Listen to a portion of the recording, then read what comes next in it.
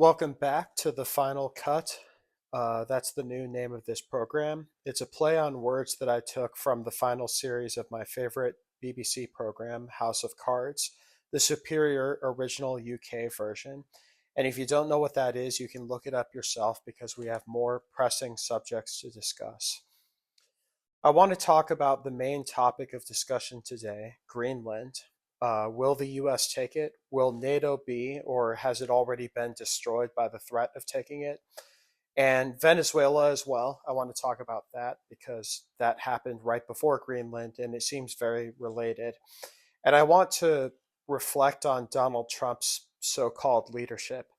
To save you the suspense on that latter subject, I just want to tell you right off the bat, if he were a competent evil leader, you could at least have a grudging respect for that, that it has its own sort of rationality to it. But instead, he's an empty suit being pulled about by the people around him. His plan keeps changing because he keeps being convinced by different people. He himself is clueless, and this is really clear at this point. And finally, all of this to me is a verdict on the excessive degree of democracy that has been accomplished in the Western world. And that's kind of my hot take, as the kids would say. People would say this is an assault on democracy. I say it's a product of too much democracy. Democracy is not a pixie dust that can be sprinkled on everything and make everything better automatically. Democracy is the problem, and we have to go back to a system where there was less choice. Um, uh, okay, so to begin with, Venezuela, since that came before Greenland, I think it's most logical to start with Venezuela. So, yes, so in, if in case you've been living under a rock, I'll just tell you that the United States some time ago carried out airstrikes in Venezuela and a military operation where they essentially abducted Nicolas Maduro, the president, and his wife, and took them to the United States um, in order to try them for, I suppose, drug trafficking. They describe it as narco terrorism, and the thing is that I'll just say very quickly that the foreign policy establishment in the United States, they benefit a lot from not buying into talking points like that and just looking at things the way they really are, because they're the ones who actually have to analyze the real conditions on the chessboard and make decisions based on that. So the thing is, they can actually scrutinize these things. That although I guess this is Donald Trump, and we're in kind of uncharted territory where, yeah, the mainstream media can pick apart the rationale for um, our foreign policy in a way that it wouldn't before, because now it's Donald Trump doing it, and now it's just very different from before. But ordinarily, the mainstream media would just buy into wholesale the idea that there were weapons of mass destruction, or that Assad used chemical weapons on his people, or blah, blah, blah, blah, blah. But then when you look at the foreign policy establishment, you would often see conservatives who have no reason not to believe those things being skeptical. You see, because the thing is, they don't benefit from buying into propaganda ideas that are not true, but that exist in order to justify what the US is doing. They think they're realists, right? And we've talked about realism before uh, on Principality Media. But basically, they think to themselves, so yeah, that stuff is propaganda and that's necessary. You need to get consent from the people in order to do these things. There needs to be seemingly a justifiable reason. When really, so I've seen foreign policy magazines that are skeptical of this charge of narco terrorism, whatever that is. They're saying that there's a conflation between drug trafficking and terrorism going on that is not true, and a whole lot of other things, like that Maduro and Venezuela are not really responsible for the large scale sort of infestation of the United States with drugs. That's just not true. Um, but it's sort of the necessary casus belli that is needed, the appearance of one that is needed in order for the United States to take action. And there's nothing new about that. That has always happened ever since perhaps Guatemala was the first example, when Edward Bernays invented the idea that the president of Guatemala in the 50s was allied with the Soviet Union when he really had no connection to them. Or maybe it was even earlier than that, but it's a basic aspect of this stuff is that you can manufacture consent for these things with the population. From the US's perspective, the only thing that really matters is that China and Russia and Cuba, these are all foes of the United States. And they all have a vested interest in keeping the Bolivarian Revolution alive in Venezuela, keeping Maduro in power. They all have a very strong vested interest in doing it. That's reason enough for a great power like the United States to want to overthrow the Bolivarian Revolution. So Cuba gets tons of subsidized oil for Venezuela. It repays Venezuela in many ways for this, such as sending lots of intelligence people and so on to help the Venezuelan government constrain its enemies. And Russia, like Venezuela under the Bolivarian Revolution, is a major geopolitical foothold for Russia in the Western Hemisphere. And Venezuela, I believe that they owe a tremendous amount of debt to China. The current government does, which they are repaying in the form of oil in Venezuela, because Venezuela has abundant oil. And of course, that's also a motivation for the United States. But it's not that much of a motivation. Like, the United States has actually achieved energy independence, and it has a lot of oil from elsewhere as well.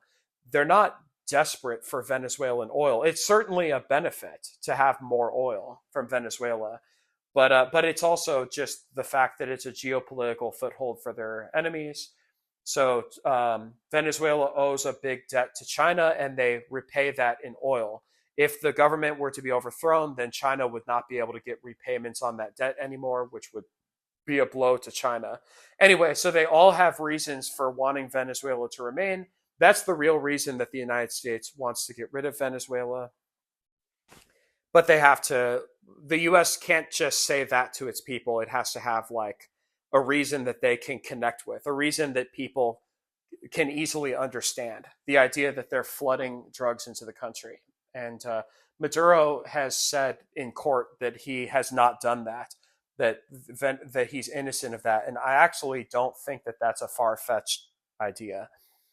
I want to talk about the responsibility for the operation in Venezuela. So it was a very successful operation in itself. The airstrikes and then the successful taking of Maduro and everything, that went very well. There's the question then of the U.S. quote running Venezuela, which they vaguely made those kinds of statements. They said that the U.S. will run Venezuela now, and they suggested that the current government will cooperate with the U.S. and that really they have no choice, I guess, because the U.S. is so great and powerful. We'll talk about that. We'll get to that in a bit. The prospect of a civil war in Venezuela and a prolonged thing. I mean, we'll see about that. But who is responsible for this happening? Because either it goes well. The point is that it either goes well or it doesn't.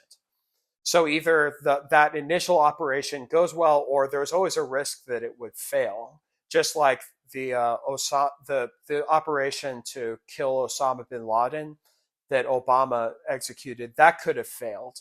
If that had failed, that would have been pretty bad for him. And if this had failed, then it would have been bad for Trump. It was a risk. But the point I'm making is it reflects on Trump somehow. Like, people will give Trump credit for the operation going well. Even if the long term, if long term in Venezuela, the U.S. somehow manages to have access to Venezuela's oil and to be able to dictate terms and to be able to shut out Cuba and China and Russia, which those are the explicit terms the U.S. has really put forward. They want to control Venezuela's oil. They want to. The U.S. wants to sell it. They've pretty brazenly, openly said that, and they want Venezuela to not have any sort of partnership with Cuba, Russia, and China. They've explicitly said that. So if that somehow manages to come to pass, which I'm skeptical that it will, but if it does, Trump will be given credit for it. The point is, people have the impression that Trump is really the one making these decisions, and he's not. I would give Marco Rubio more credit for this than Trump. Whether it succeeds or fails, it's on him. Um, and this is something I'll talk about later, or maybe I'll talk about it in the interim. Just talking about this stuff that Trump doesn't have a solid strategy of his own. He doesn't have a doctrine or a strategy that he's acting according to. I mean, it makes me like sick to my stomach that he's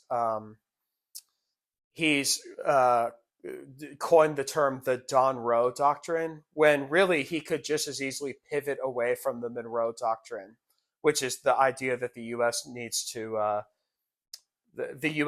have control of its own hemisphere in a multipolar context. That's an old idea that became obsolete when the U.S. Kind of ruled the West. Although I suppose maybe not if you interpret it in the light of communism too. But the Monroe Doctrine was originally dictated in the context of rival European empires, preventing them from getting a foothold. But anyway, but he could just as easily pivot away from that again, because the truth is with Venezuela, only a month or so before, or no, not a month, but like before October or so, there were other people in the White House instead of the interventionists like Rubio who had Trump's ear. It was the people who wanted him to negotiate with Maduro. And it seemed like the US was making a lot of progress negotiating with Maduro. It seemed like they were getting what they wanted from Maduro. It seemed like Maduro was actually quite willing to negotiate, which is the funny thing that the US often doesn't suspect, because it has this Cold War culture, this Cold War mentality with foreign policy, that its enemies are its evil, absolute, mortal enemies, and they could never get along. But they often underestimate the willingness of their enemies to actually negotiate and to figure out what their mutual interests are going to be when the US is serious about doing that. And that's the way the world used to work before the US got it in its head that it would just dominate the whole world. So it seemed like the US was getting what it wanted from Maduro. There were foreign policy magazine articles that were saying, why are we now intervening in Venezuela when we were already just going to get what we wanted anyway? Well, the answer is because the interventionist faction in the White House ended up getting to Trump and convincing him. So Trump is easily convinced, easily persuaded by whoever's the last person who talked to him, who was able to persuade him. So that's pretty much what's going on in the White House, is all these different people who are not there. It's not like Trump is like a chess player or like a football coach who's like, okay, here's the way it's got to be. And you are all my football players, so you're going to do exactly what I tell you to do, without any deviation, right? And so we're going to operate according to a consistent strategy and a consistent worldview. This is what we believe, and this is what we're going to do. Trump doesn't have that at all. Trump doesn't really believe in anything himself, and so he's so erratic and changes his mind constantly. And so he cannot be depended on by anybody. So he ends up going along with the interventionist faction, and that's when he begins bombing these boats, these Venezuelan boats, which it's not clear that that's legal for him to do. Which the U.S. frequently does things that are illegal anyway, but this was illegal in the sense that even a lot of the hawks were questioning this. Even Republicans were questioning whether this is legal to do or whether the president should be able to do this. And it culminated in the abduction of Maduro. So I just want to make that clear that if whether it succeeds or fails, it's not because of Trump. But he's gonna get credit for it either way. People say he's the president, so he's the one who made it happen. Uh, then I want to talk about the possibility of a civil war in Venezuela. This seems to me like there's intense pressure on the U.S. government not uh, to not intervene too much, to not put boots on the ground and have a long drawn out war. It's kind of incredible the impact that the war in Iraq had that can still be felt to this day. It's led to a reluctance, and Obama kind of set the standard where Obama he's an imperialist like any other imperialist, but he's somebody who he believes more in soft power, the effectiveness of soft power in defeating enemies and getting the U.S.'s way. Like he doesn't think that it's inhumane or evil to invade Iraq. He thinks that it's a strategic blunder, and that's a pretty good characterization of just how everyone in Washington D.C. thinks. There are no doves left the way there used to be. The doves have been replaced by hawks, and the hawks have been replaced by super hawks. um, and so, but Obama set this precedent that now presidents are much more cautious about these invasions that Bush and Cheney very brazenly went into. That's because there were massive protests against the war in Iraq, not just in the United States, but also in the United Kingdom, which also participated in the invasion, and in other countries.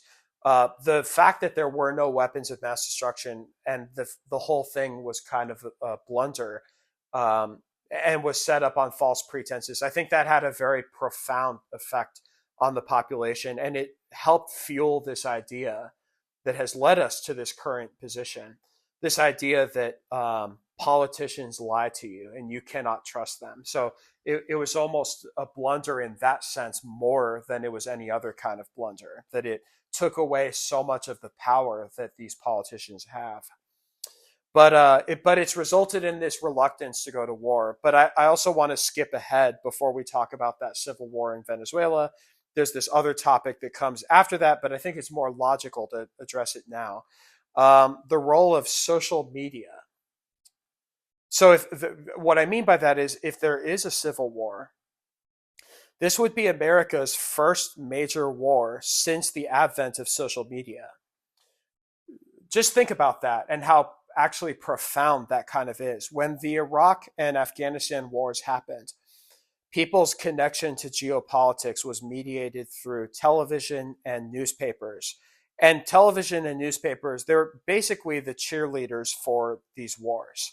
Um, those failures are partly responsible for why the mainstream media has lost its authority. As I was saying earlier, uh, social media we live in a completely different environment now than we ever did before. This plays into what I was talking about with democracy. That democracy is a little bit too much; it's gone too far. Social media has created this completely new environment where there is such intense pressure on any company or government or public authority or public figure whatsoever. They exist in such a hostile environment now, and it's very hard for them to do anything because almost anything can set off a firestorm on social media, and it amplifies public opposition to things in a way that didn't happen before. Um, and Maybe someday I'll talk about a lot of the effects of that, but not this time. So one of the effects, though, that's relevant to what we're talking about is that it presents a major challenge to the state's ability to wage war. Um, So that means an already dubious war can be easily made much more unpopular by social media. And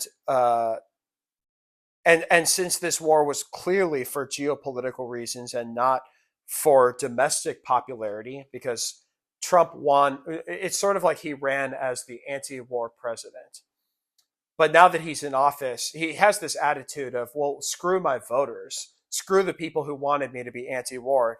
We'll just engage in war if we have to. I mean, he was the one who said in that press conference at Mar-a-Lago, the morning or afternoon or something of their sort of capture of Maduro.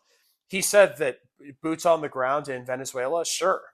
Like he had no problem saying that.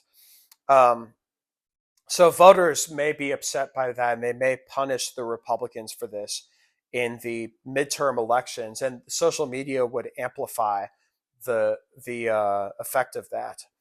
Um, I just want to say I believe that all social media is facilitated by algorithms which control what information their users see. With early social media, market forces determined these algorithms. Lately, they've taken a somewhat more political shape. So, in the case of X, this political shape is extremely right wing and full of conspiracy theories. In the case of Blue Sky, it's decidedly liberal and it appeals to those who have fled from X. Uh, all social media has consisted more and more of content which makes audiences outraged or afraid in order to stimulate more engagement. So social media is no longer geared towards national security interests the way that the old mainstream media was at the outset of the wars in Iraq and Afghanistan. So we might be facing a situation where the popular support that those wars were greeted with, you remember that? It was sort of like a let's get them sort of reaction where the, on a bipartisan basis, like even the Democrats overwhelmingly voted in favor of those wars. That popular support that those wars were greeted with may now be a thing of the past. Um, I cautiously say this because it's hard to predict the future, but I don't know. Like maybe there would have to be this really strong Cassius belly, but I don't know how easy it will be for the U.S. to ever invade a country again without major repercussions for the politicians who do it. The Bush and Cheney administration benefited greatly from that environment that lacked social media, and the Trump administration does not. And in theory, and I'll just say this in one sentence, and it goes along with my whole End of Neoliberalism series, where I posit that a stronger state that reasserts national interests um, is going to develop, and it's already trying to develop. It's not developing very well. Um, you can posit the a future scenario where the government basically says, "Okay, social media, the party's over. You're no longer allowed to have whatever algorithms you want that gear the information that is put in front of the masses and manipulates the masses. It cannot just be whatever you want it to be anymore. It's going to be what works for the country and for national interests. Because you know what? These companies are within our national borders. So the thing is that our governments have to defend your property from foreign adversaries and so on. So it's not going to work very well if social media is disrupting the ability to do that and helping. I mean, if it's true that there is so much Russian disinformation, which I'm skeptical of the extent of it. I know it's true to some extent, but that seems like what kind of country just allows its enemies propaganda to completely proliferate on social media? Like something has to give. It's not like it can just go on like this forever without any consequences. Anything that doesn't bend will break. So, having said that, the other problem that Trump faces, like I said, is a potential civil war. Um, right now, they're doing this thing. They're doing this thing where they think that they can just kind of call the shots in Venezuela without any use of force.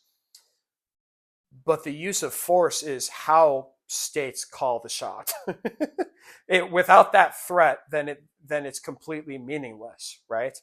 Um, like the court system in the United States, it would have no effect at all if it did not have the police and the military and the prisons and so on behind them.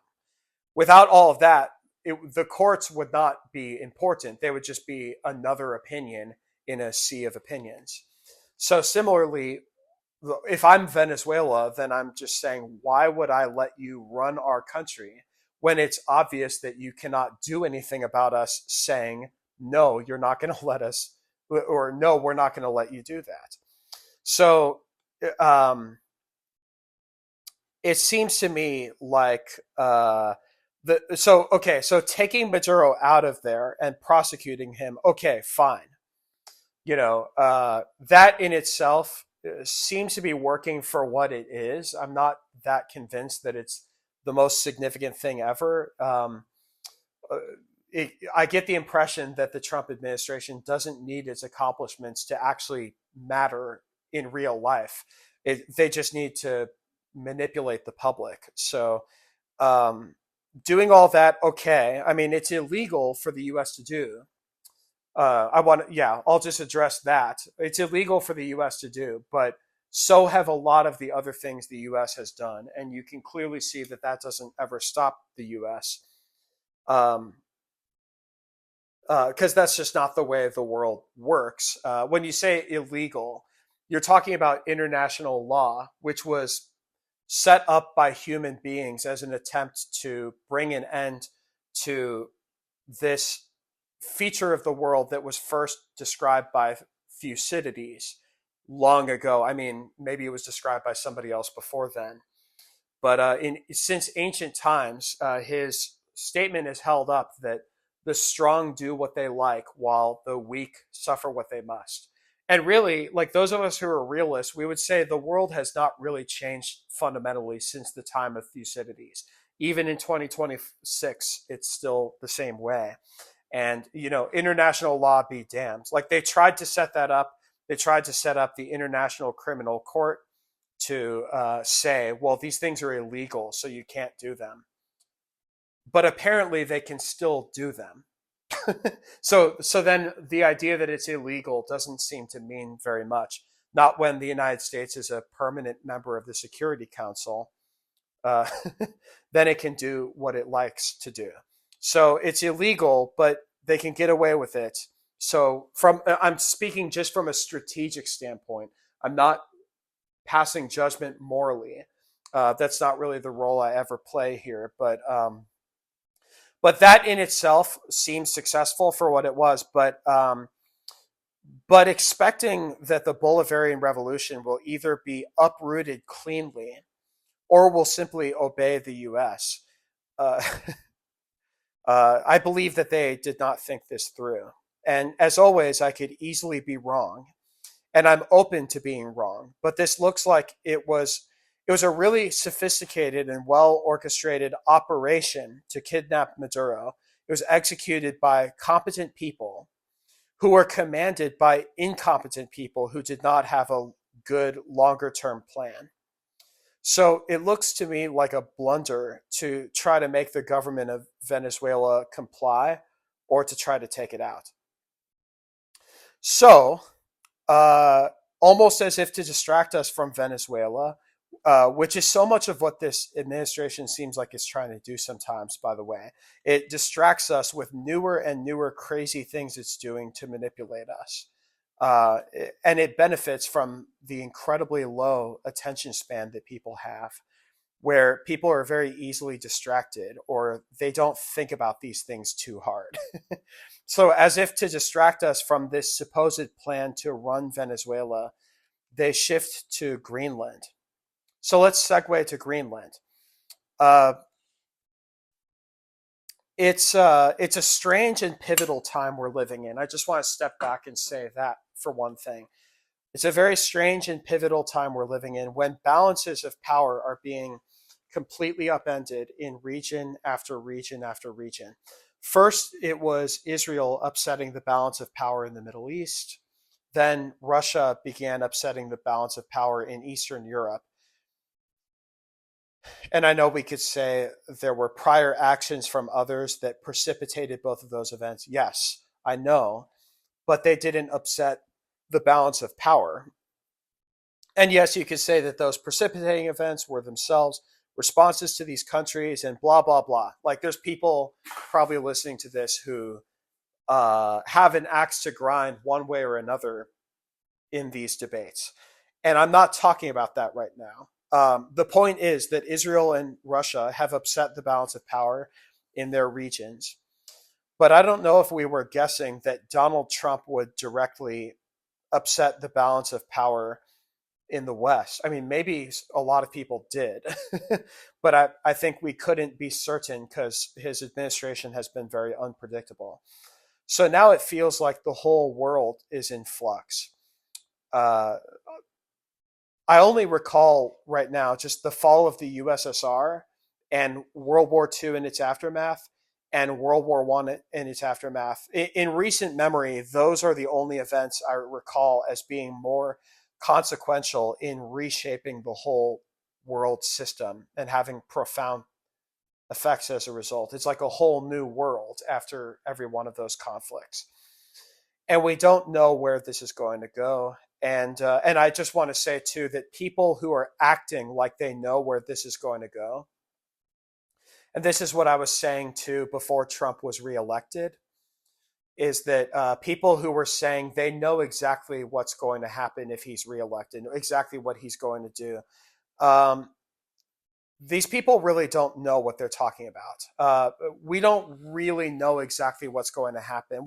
There's a whole lot of things we can guess, but this is uncharted territory that we're going into. We've never been in a situation like this since the founding of NATO and the Marshall Plan and the overall ascent of the US as leading the West and ensuring its security. I think that over time, and maybe this is me being too optimistic, there's a part of me that's optimistic that says that the West is going to become more independent from America. I think to myself, they have to at this point.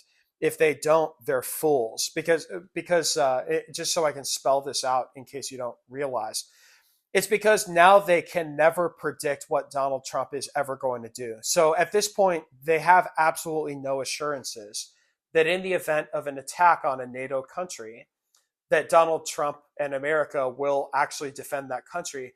And this is when Russia is invading Ukraine, and there's been speculation about them invading elsewhere in Eastern Europe. It's a hell of a time for this to happen. So really, for their own survival, they cannot really count on the United States at this point. And I would say that's already the case, whether Donald Trump invades Greenland or not. Many people have been phrasing it that way, that NATO might either be about to be destroyed or may have already effectively been destroyed by these threats.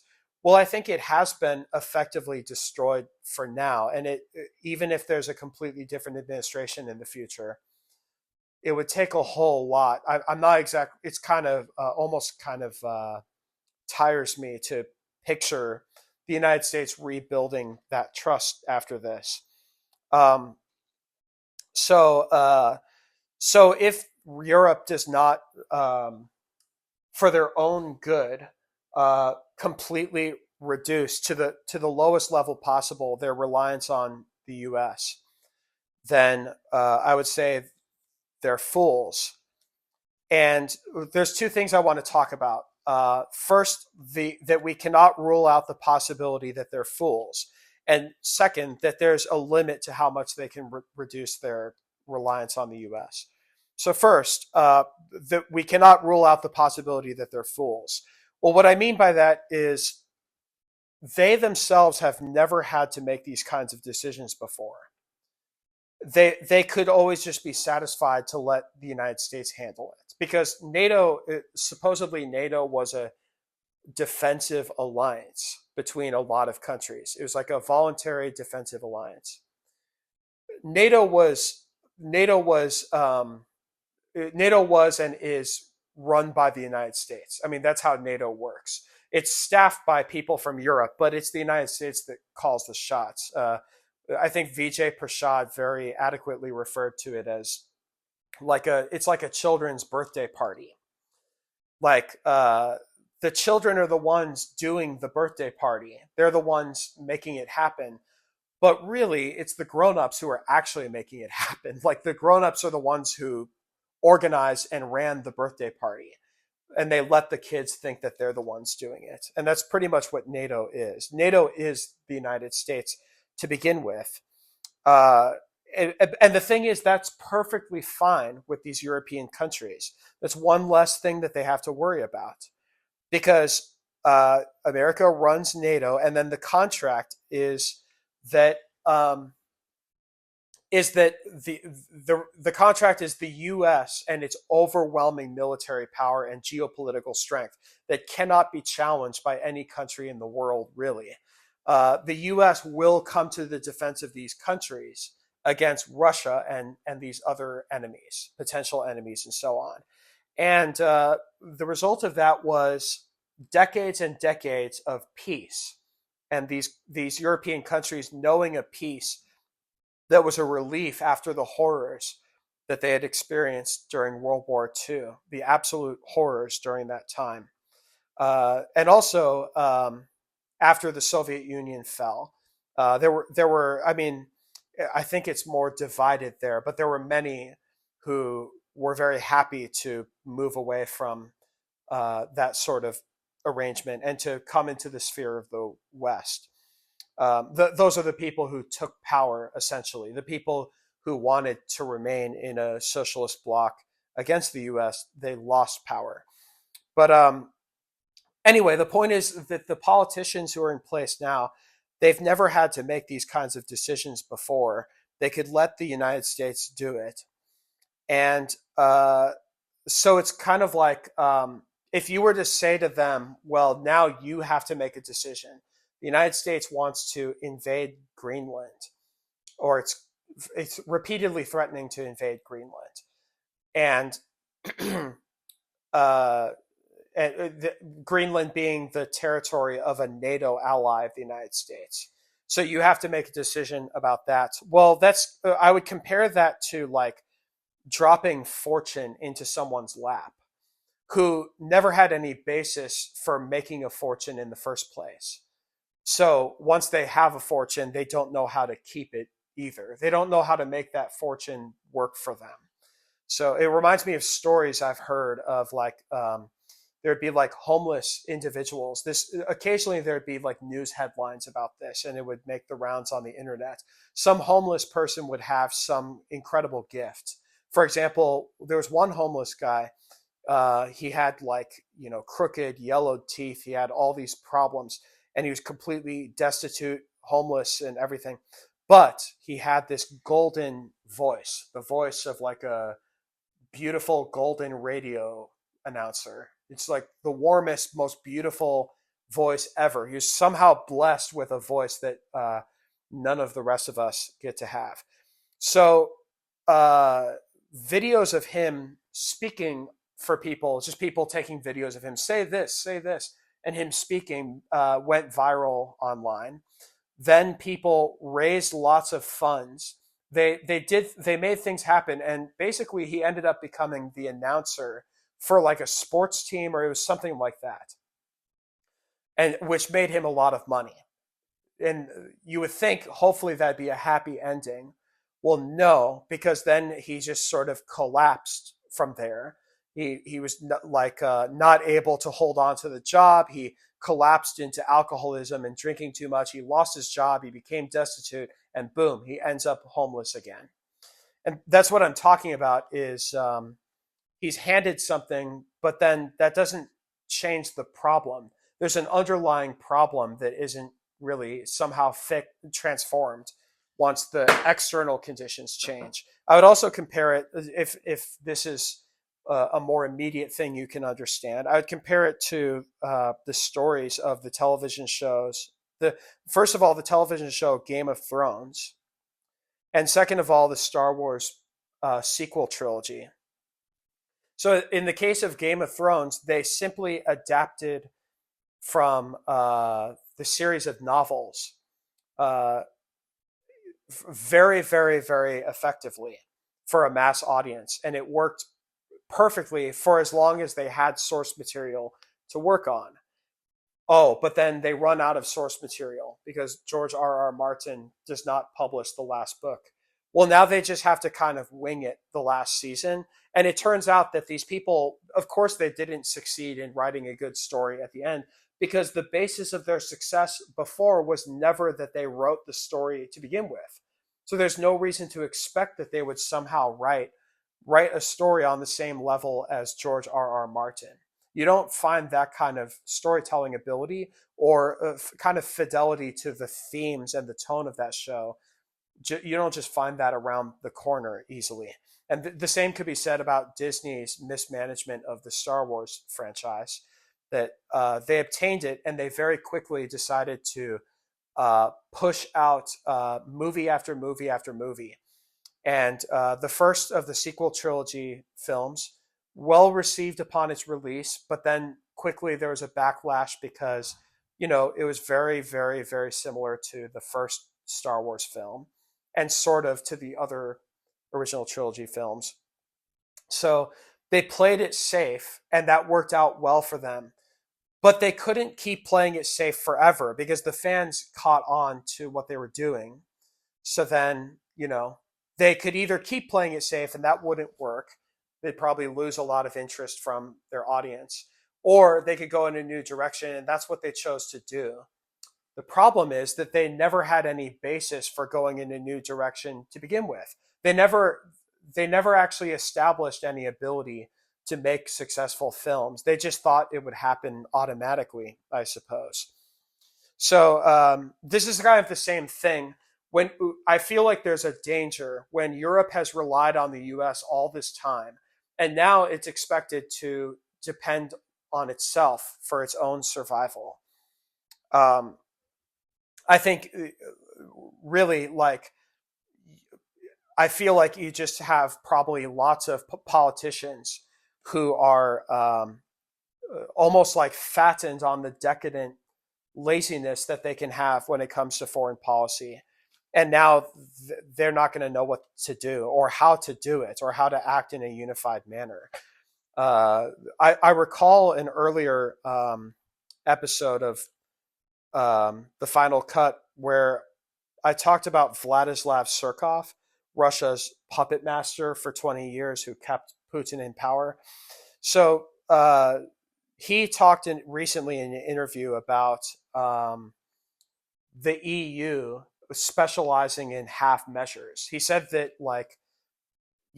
almost the structure of the EU is a half measure. He said that the EU at this point, it needs to decide whether what is the EU going to be? Is it going to be a very loose confederation of sovereign countries, or is it going to be a single country, a single federation, a federal system where there's a national government that all of these countries are subordinate to? I think, and I think without that, and he said that these politicians, we now have, Surkov said, we now have generations of politicians who have been raised on half measures, and I think that's bad news for them. And I think the structure of the EU is going to make it hard for Europe to act in a concerted manner to address all of this. There's other things I want to talk about, and I'm kind of running out of time. I wanted to mention a couple things. So I mentioned that there's limitations to how much these countries can assert independence from the U.S. I think they have to take a sort of an approach of doing two things at once, of asserting sufficient independence from the U.S. to ensure their own security if they want to resist the expansion of Russia's sphere of influence. But also, they're going to have to my mind just went blank. They're also going to have to appease the U.S. on some level, and that doesn't sound very good to, especially to right now, kind of a fixture of the political landscape is liberals banging on endlessly about this is fascism and Trump is fascist and this is the rise of fascism, and the whole idea that you don't appease fascism. And well, you do whatever the conditions on the chessboard demand that you do. That's what you do. So in some areas, such as domestic struggles in the U.S., maybe it is true that you don't appease fascism. Uh, J.B. Pritzker said, they're like, it's like a bully. Like you don't, a bully does not respond to you just ignoring them. A bully responds to like a punch to the face. But if you're Europe, on the other hand, you cannot just punch your opponent in the face when your opponent has overwhelming firepower. So even though the United States has quickly lost a lot of what it started out with, thanks to this Trump administration that doesn't know what it's doing, nonetheless, the United States still possesses overwhelming military power. There's still no combination of countries in the world that could realistically challenge the United States at all right now. A lot of the U.S.'s power is dwindling, but it's still there. The U.S. dollar is still the dominant reserve currency in the world, even though it's been chipped away at significantly in recent years. So things are moving in a direction of more independence from the U.S. Seemingly everywhere. Even Japan is expanding its military and moving away from dependence on the U.S. It's a whole new geopolitical landscape, a multipolar world, and everybody's trying to respond to that. But basically, it's not realistic to completely become independent from the U.S., to take a completely drastic action and completely. I've heard some say that, and I think that's just always been the case. But some independence is necessary, but also just honestly, they have to kind of they have to sort of placate Trump like he's an infant, essentially, um, and give him what he wants on some level. Say nice things to him and so on. He's very easily flattered and so on. Now, I will not have time to talk about some other things I wanted to talk about, so I just want to conclude by talking a little bit about democracy and the decline of the West. I think there is this decadent idea that has sort of taken hold everywhere. I think social media is a big influence on this. This idea that our countries are democracies and nothing is proper unless it's like a clear democratic element or whatever. There's a clear democratic aspect to it, and to point out any aspect of it that is undemocratic is sufficient to show that it is bad. Um, in the United Kingdom, and I'm going completely against the grain as far as the public opinion in the United Kingdom. But in the United Kingdom, which historically I actually respect the UK's system of government very much. I admire it very much for being different from the United States and remaining different from it. I would say that every system, this is like a core belief of mine, that every system that is physically possible in reality, going all the way back to the dawn of governments, and even if you go back before then, you had hunter-gatherer societies. I mean, even wild apes. Like if you look at chimpanzee societies, they're not so different.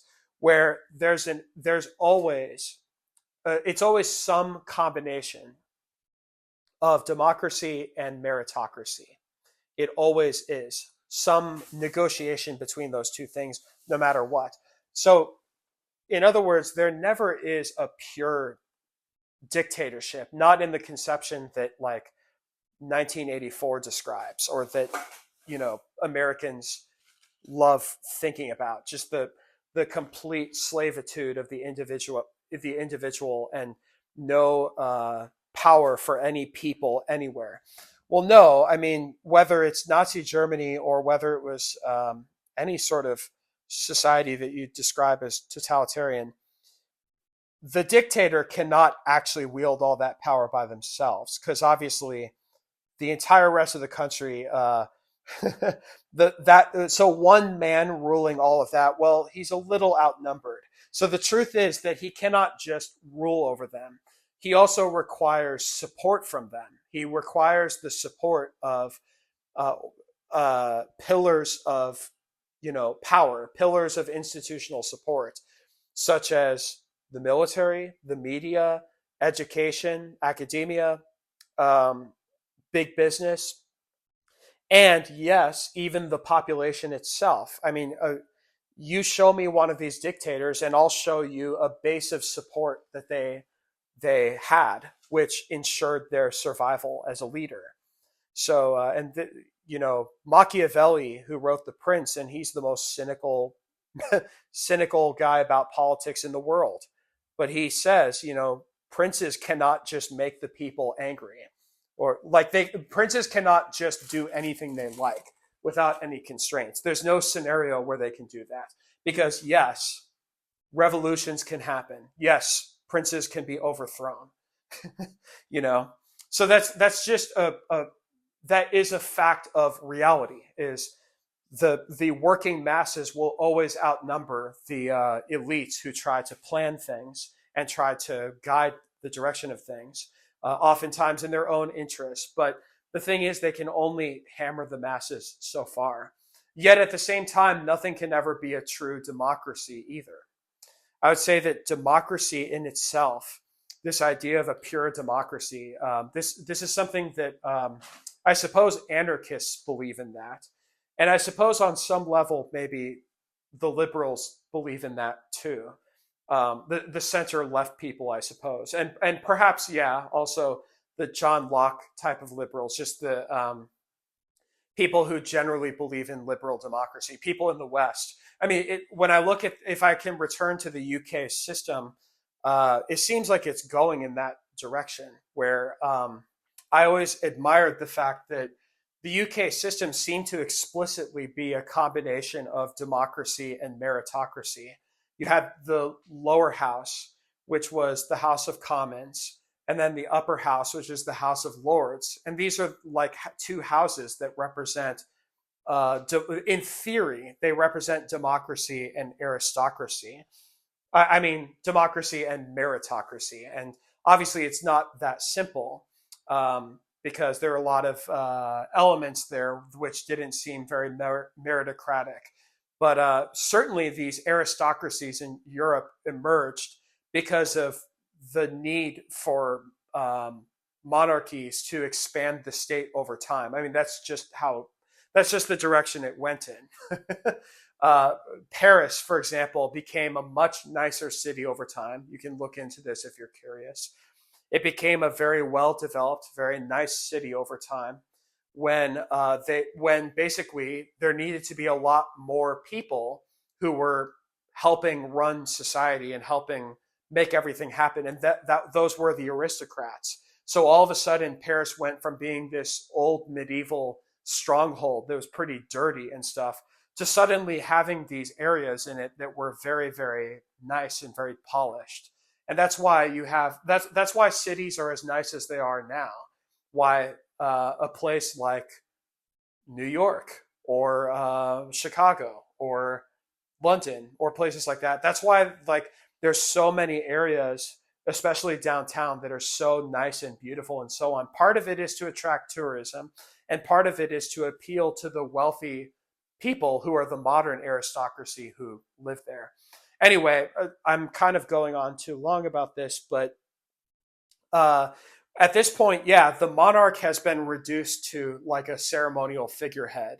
The monarch who used to be considered the sovereign over the whole country, and in theory, he still is, and in theory, he is the source of all political power and authority. But in practice, the House of Commons has become so inordinately powerful that the monarch is sort of like a wart or an overgrowth on the side of a gigantic government that the House of Commons controls, that at this point everybody's looking at that and they just want to chop it off. There's not everybody, obviously. There's still a lot of monarchists in the UK, but there's a whole lot of people now who are like, why do we pay those bums? Why do we pay them when they don't work at all? And to which I'm like, they don't work?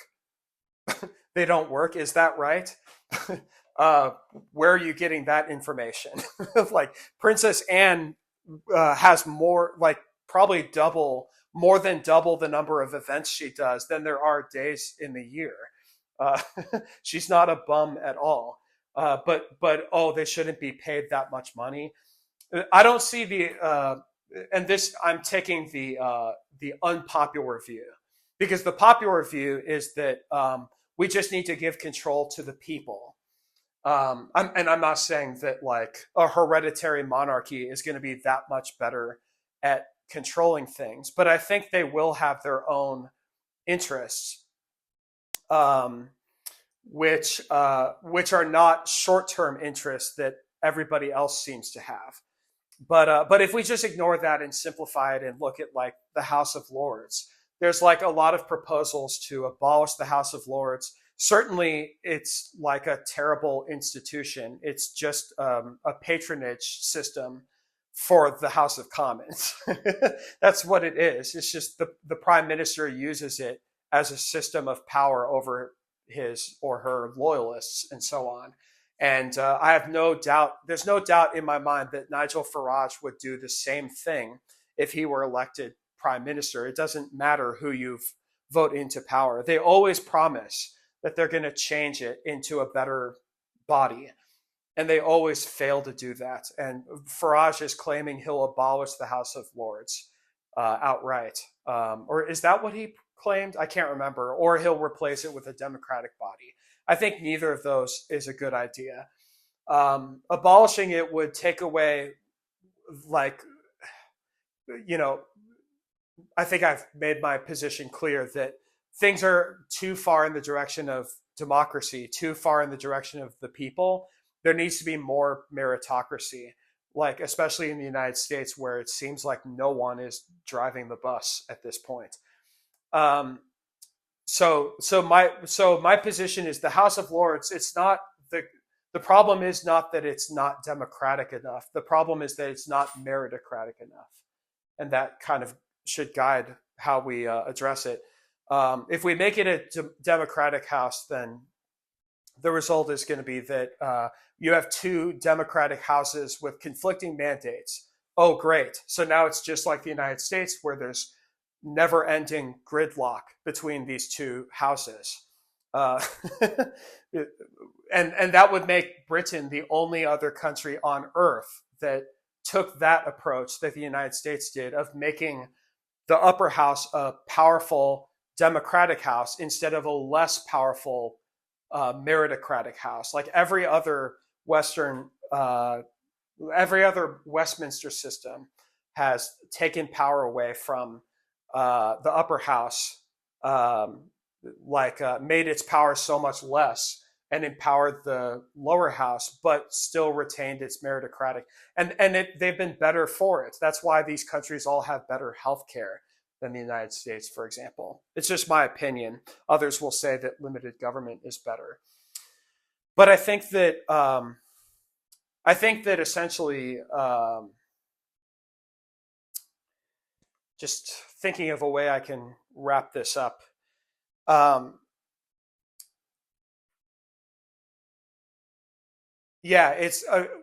just kind of conclude by saying it's kind of beguiling to me that nobody really takes this approach to things. So they see no solution. They take it as a given that we just need more of a voice of people. We need more democracy.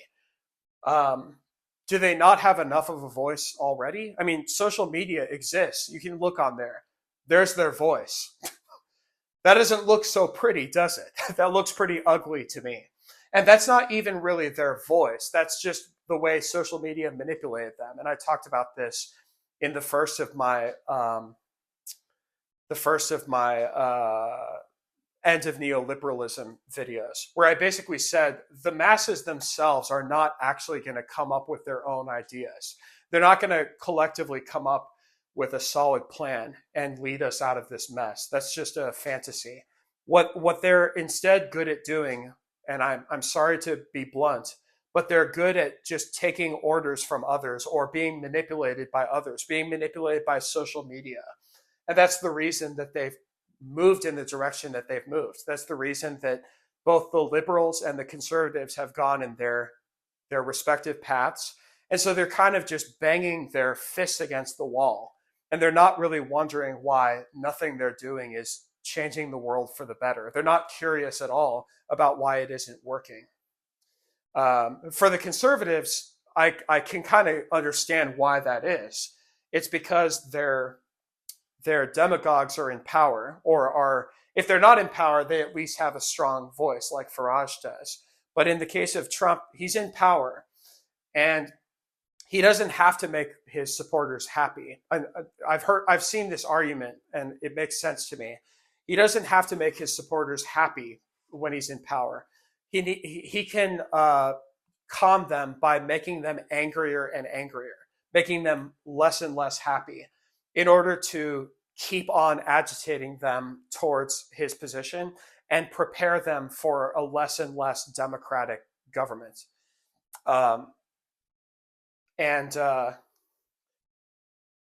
Yeah, so it makes sense to me that why it is that they're happy to be unhappy. They're satisfied to be unsatisfied. I suppose you can probably make a similar statement about the liberals too. So it's not a very romantic idea to think that that while as I said in a video at one point, if there's a left-wing movement that can do something about this, I am ready to applaud it. Okay. I'm not against the left. I'm not inherently against the people or the workers. I'm not really in favor of the elite. I don't take any positions like that. And so if there were some kind of movement or some kind of strategy or something that actually seemed like it was going to work, I would be the first to applaud it. And I would say that on this program and everything. I would promote that. The way it stands right now, I don't see anything like that on the horizon. It seems to me like the elites are the ones who can do something about this, if they can. I mean, they have to win the battle for power. Those who, if there are elites who have the right ideas, then they have to win the battle for power. And the sad thing about the battle for power is you don't automatically win it just because you have the right ideas. You can lose to somebody who has the wrong ideas or who is just bad at what they do, such as Donald Trump. He didn't really win because he has the right ideas. He just knows how to push all of the right buttons that people have. He knows how to manipulate them. So all I'm trying to do is look at the chessboard as it actually exists and try to peel away those illusions. So there's absolutely no ideology or any movement or any group of people in the whole world where I'm going to be reluctant to point out that their emperor has no clothes. All right. So thank you very much for tuning into this episode. And I will talk to you all again very, very soon. I want to give thanks to a new producer who has come on to help with Principality, Angela Castro. Some of her contributions, we work on this stuff together now, and some of her contributions have been invaluable to the direction that this episode went in and some of the things that were talked about. So thank you very much to Angela. And this is Edward signing out. Have a wonderful day or a wonderful night. Bye-bye.